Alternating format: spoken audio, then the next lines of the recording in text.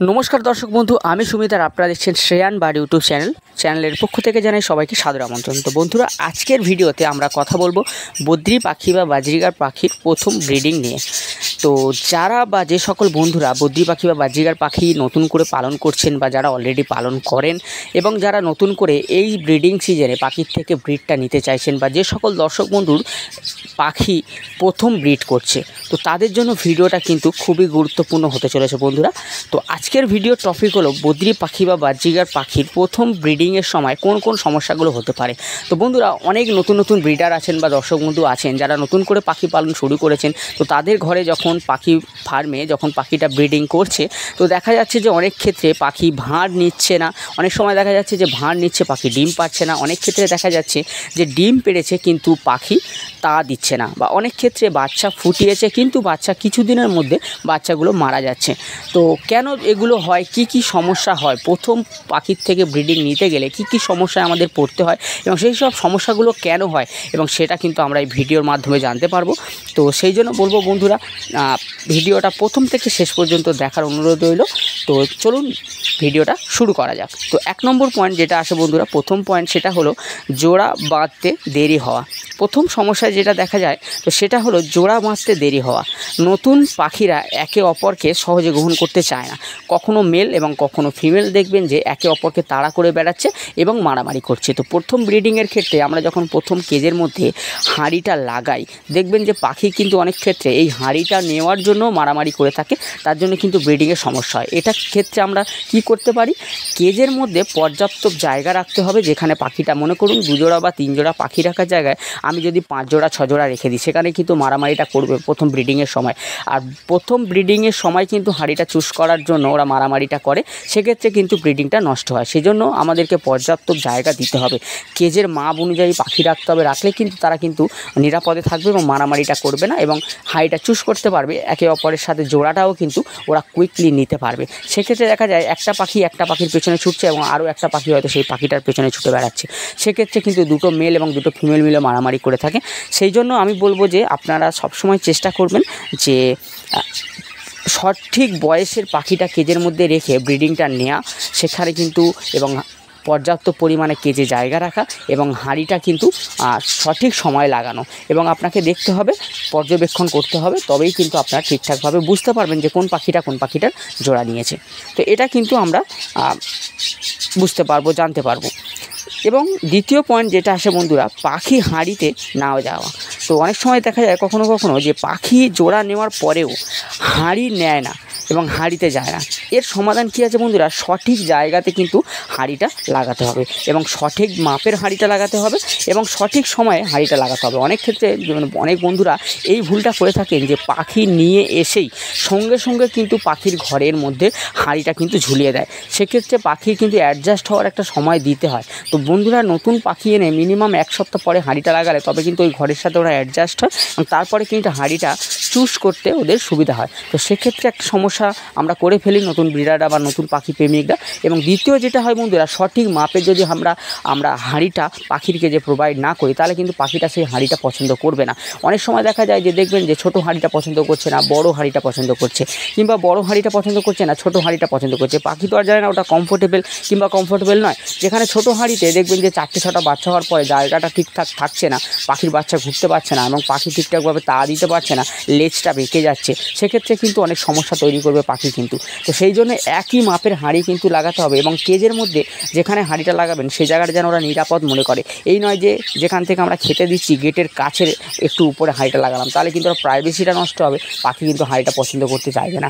তো সেক্ষেত্রে আমাদের কিন্তু পাখি হাঁড়িতে যাবেই না। তো সেই জন্য হাঁড়িটা একটু নিরাপদ জায়গায় লাগাতে হবে, পেছনের দিকে লাগাতে হবে, যেখানে পাখিটা নিরাপদ ফিল করে, তবেই কিন্তু সে হাঁড়িটা পছন্দ করবে এবং হাঁড়িতে যাওয়া শুরু করবে বন্ধুরা।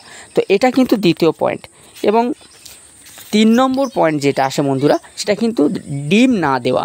তো অনেক সময় দেখা যায় পাখি জোড়া নিয়েছে, হাঁড়ি পছন্দ করেছে, তারপরেও কিন্তু ফিমেল পাখি হাঁড়িতে যাচ্ছে না বা ডিম পারছে না, হাঁড়িতে গিয়েও বসে থাকছে কিন্তু ডিম পারছে না। এই সমস্যা কিন্তু নতুন বন্ধুদের সাথে প্রায়ই হয়ে থাকে বন্ধুরা। তো এটি হতে পারে খাবারে পুষ্টির অভাব এবং বয়স সঠিক না হওয়া। আমরা যদি মিনিমাম একটা বদ্রি পাখি বা বাজরিগার পাখি ব্রিড করতে গেলে সেখানে কিন্তু মিনিমাম 4 মাসের ওপরে কিংবা 6 মাস হলে তো খুবই ভালো হয়, সেই বয়সটা কিন্তু দরকার। প্রাপ্ত বয়স না হলে, পর্যাপ্ত বয়স যদি না হয়, তারা কিন্তু ডিম পাড়তে চাইবে না। তো সেক্ষেত্রে আমরা ভাবি যে পাখি কেন ডিম পাড়ছে না, সেক্ষেত্রে এটা কিন্তু দেখা যায় যে হয়তো তার বয়সটা ঠিকঠাক হয়নি, তাই জন্য সে ডিমটা পাড়ছে না, এটা কিন্তু হতেই পারে। এবং খাবারের পুষ্টির অভাব যদি দেখা দেয়, সেখানেও কিন্তু ওরা কিন্তু অনেক সময় ডিম পাড়তে চায় না। সেখানে আমাদের কী করতে হবে, ভিটামিনের ব্যবহার করতে হবে, ক্যালসিয়াম ব্যবহার করতে হবে এবং সফট ফুড ব্যবহার করতে হবে, এবং খাবারে মিক্সিড আমরা ব্যবহার করতে পারি, এবং সঙ্গে প্রাইভেসিটা কিন্তু অতি অবশ্যই আমরা পাখির দিতেই হবে। তবেই কিন্তু তারা কিন্তু নিরাপদ ফিল করবে ওই বাসস্থানটাতে, এবং তবেই কিন্তু সে ডিমটা ওই হাঁড়ির মধ্যে পারবে। সেটা কিন্তু আমাদেরকে মাথায় রাখতে হবে। এবং 4 নম্বর পয়েন্ট যেটা আসে বন্ধুরা, ডিম ভেঙে ফেলে বা খেয়ে ফেলে। দেখবেন অনেক পাখিরা কিন্তু নিজের ডিম নিজেই ভেঙে ফেলছে এবং খেয়ে ফেলছে, কোনো কারণ ছাড়াই। আমরা বুঝতে পারছি না যে কেন। এটা কিন্তু বন্ধুরা নতুন নতুন পাখি যখন ব্রিডিং করে, এটা কিন্তু অনেক সময় হয়ে থাকে। তো এটা এক ধরনের আচরণগত সমস্যা দেখা যেতে পারে, তবে প্রথম ব্রিডে এই ধরনের সমস্যা কিন্তু হয়। তো তার জন্য নিরাপদ বাসস্থান আমাদেরকে প্রোভাইড করতে হবে, এবং আশেপাশে কোনো বিরক্ত করা চলবে না, এবং ক্যালসিয়াম ব্লক এবং সমুদ্রের ফেনা এগুলো কিন্তু আমাদের কেজের মধ্যে সব সময়ের জন্য রাখতে হবে। তবেই কিন্তু ওরা প্রয়োজন মতো ওরা কিন্তু ওটা খাবে ওখান থেকে, এবং সেটা কিন্তু ওদের যে ঘাটতিটা ঘটছে সেটা কিন্তু ফিল করতে পারবে। অনেক ক্ষেত্রে এটা ক্যালসিয়ামের প্রবলেমেই কিন্তু আমরা দেখে থাকি, তবে নতুন পাখি যদি এটা করে থাকে তাহলে কিন্তু অভিজ্ঞতার অভাবে। তো প্রথম এটা হয়ে থাকে। আপনি ক্যালসিয়াম ব্যবহার করতে পারেন, ডিমের খোসা ব্যবহার করতে পারেন, এবং ক্যালসিয়াম ব্লক বলুন কিংবা সমুদ্রের ফেনা আপনি কিন্তু কেজের মধ্যে রাখতে পারেন। নেক্সট ব্রিডিংয়ে দেখবেন যে এই সমস্যাটা আর করছে না। তো তারপরের যে পয়েন্ট আসে সেটা হলো 5 নম্বর পয়েন্ট, যে বাচ্চার যত্ন না নেওয়া। তো প্রথম ব্রিডে অনেক মা পাখি দেখবেন যে বাচ্চাদেরকে খাওয়াতে চাইছে না এবং ঠিকমতো যত্ন নিচ্ছে না, সেক্ষেত্রে হ্যান্ড ফিডিং কিন্তু আমাদের করতে হতে পারে। তো পরের ব্রিডে কিন্তু এগুলো আবার থাকে না। প্রথম ব্রিডিংয়ে বন্ধুরা অনেক সময় কি হয়, বাচ্চা ফোটায়, পাখিটা ঠিকঠাকভাবে তা দিল 18 দিন কিংবা 21 দিন, তারপরে কিন্তু বাচ্চাটা ডিম থেকে বের করলো, তারপরে কিন্তু বাচ্চাটাকে ফিডিং করাচ্ছে না, ও বাইরে এসে ঘোরাঘুরি করছে। তো অনেক পাখি কিন্তু নতুন যখন ব্রিডিং করে এই সমস্যাটা কিন্তু দেখা দেয়। তো অনেক সময় কী হয়, নতুন পাখি নতুন জায়গায় এসে ব্রিডিং স্টার্ট করে, সেই জন্য হয়তো অনেক সময় অ্যাডজাস্ট হয় না, বা ভয় পেয়ে হয়তো পাখি ঘরের মধ্যে থাকতে চায় না, কিংবা বাচ্চাগুলো হওয়ার পরে প্রথমবার ওর ঠিক এক্সপিরিয়েন্স নেই, সেই জন্য কিন্তু বাচ্চাকে সঠিকভাবে ফিডিংটা করাতে চাইছে না।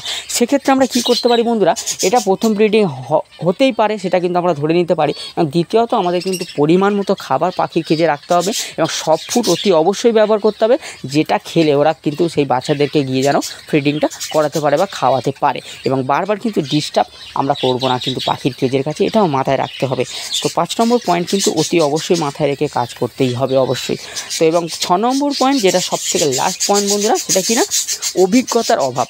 অনেক নতুন ব্রিডার প্রাথমিক ভুলগুলো কিন্তু যেগুলো করে, যেমন ধরুন যে পাখির খাঁচার কাছে বারবার আসা, এবং খাঁচার মধ্যে যে হাঁড়িটা আছে সেই ঢাকনাটা খুলে বারবার আমরা ফ্ল্যাশ লাইট জেলে কিংবা টর্চ লাইট জেলে দেখা যে কটা ডিম পেড়েছে, বা কটা ডিম থেকে কটা বাচ্চা ফুটেছে, আজ কটা বাচ্চা ফুটেছে, কালকে কটা বাচ্চা ফুটেছে, এইগুলো কিন্তু আমরা করে থাকি। তো বন্ধুরা এটা কিন্তু আমাদের একটা নতুন এক্সাইটমেন্ট কাজ করে, তার জন্য কিন্তু এই ভুলটা আমরা আমাদের অজান্তেই করে ফেলি। তো এই ভুলগুলো কিন্তু করা চলবে না। আমরা নতুন ব্রিডার, আমরা জানি না, তাই হয়তো এটা করে ফেলছি, কিন্তু বন্ধুরা এটা একটা সমস্যা তৈরি করে পাখির কিন্তু ওই যে ব্রিডিংয়ের সময়। তো কী হয়, এর জন্য কিন্তু ওদের প্রাইভেসিটা নষ্ট হয়। অনেক সময় কি ওরা বিরক্ত হয়ে যায়, বিরক্ত হয়ে গিয়ে দেখবেন যে হাঁড়ি থেকে ডিমগুলো ফেলে দিচ্ছে, কখনো বাচ্চাগুলো ছিটিয়ে দেখবেন বাইরে পড়ে আছে ফেলে দিচ্ছে, এটা কিন্তু বিরক্ত হয়ে যায়।